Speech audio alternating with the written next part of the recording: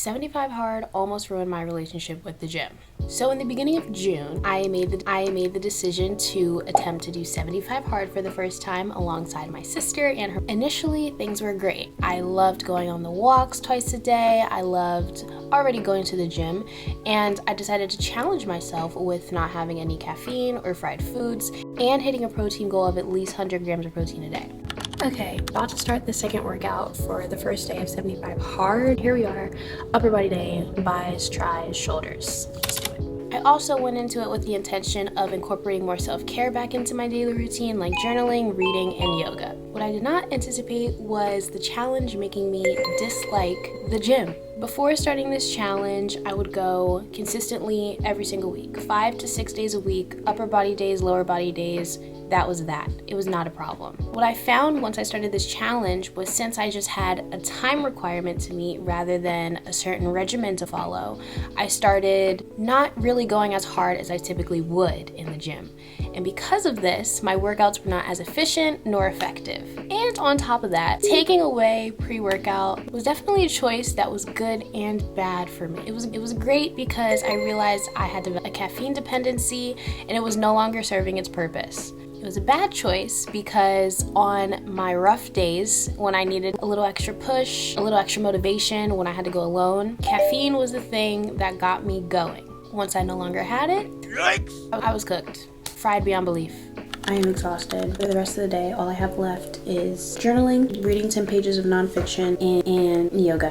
So it is day 3 of 75 hard, and I am really tired. A part of one of my rules has been no energy drinks, and it has been so challenging with the gym. But I hit a PR with my RDLs today, and I'm so proud of myself. That was really nice to know that I don't really need an energy boost. I just prefer to have one. And it was really tough, you know? Going without caffeine for the first time in months was definitely a challenge. There were days where I was exhausted. There were days where I had a headache. There were days when I didn't feel like doing anything. There were also days where I was perfectly fine and I was happy and things were good. It's day 5. I am finding joy in this challenge. This morning I woke up and I do not feel tired. I don't feel like I need to go take an energy boost. I don't feel like I need to go take a nap. I feel good. And I'm pretty sure it's because I haven't been reliant on caffeine for the last 5 days, which is amazing. I tried going with different gym partners. I tried new workouts. I did skating instead of walking. I tried different lifts. I really went for it. Removing the extra push that I had with the pre-workout really showed me how much I was lacking in pure discipline and how much caffeine was a crutch in my life. And the day that I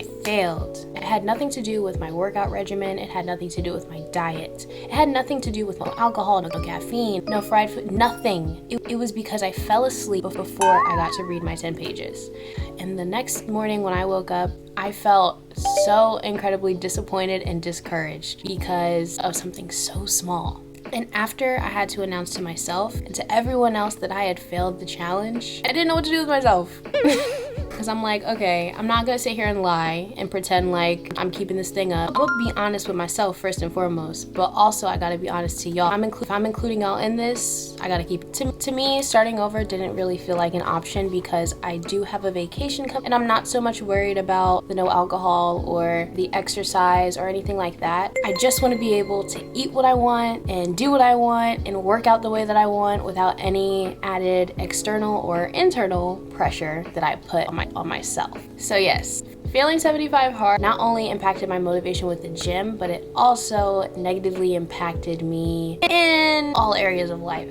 I am personally a perfectionist and I hate making mistakes. So having to face the fact that I had failed something that I was so determined to complete and made so public to everyone, it was really hard. And I tend to be my own worst enemy. I'm extremely hard on myself, but I'm working on it. I had already had some other life stuff going on, and I was trying to manage, and typically the gym would be my little escape, my little break, a place to exert all of my energy. But even though I failed, I've been still trying to keep up with a lot of the habits that I was incorporating. I still haven't had any caffeine. It's day 27, 3 days left in June. I'm contemplating whether or not I want to try to reincorporate caffeine every now and then, but if I do it, it would have to be like once per week. I cannot go back to having a low baseline energy level, because that was horrible. And surprisingly, I don't miss fried food like I thought I did. Even though I didn't eat a ton of fried food, I still let myself eat it pretty much whenever I wanted. Although I would often opt for the healthier alternative, I would still get French fries and Chick-fil-A and all of these things. I thought I would miss it a lot more, but turns out I don't need it. And I really thought I was gonna cave with some Chick-fil-A chicken tenders, but I haven't, which is amazing. One thing y'all should know about me is that I had a Chick-fil-A addiction. I was a fiend. They have like different layers of the status based on how much you buy Chick-fil-A. I had the signature status, like the highest level of points that you could ever receive at Chick-fil-A. It was bad, y'all, it was bad. But yeah, going so long has not been as much of a challenge as I thought. But yeah, June was rough. I worked out at least a few times a week, but I was nowhere near as consistent as I was before I started this challenge. And I also lost muscle mass.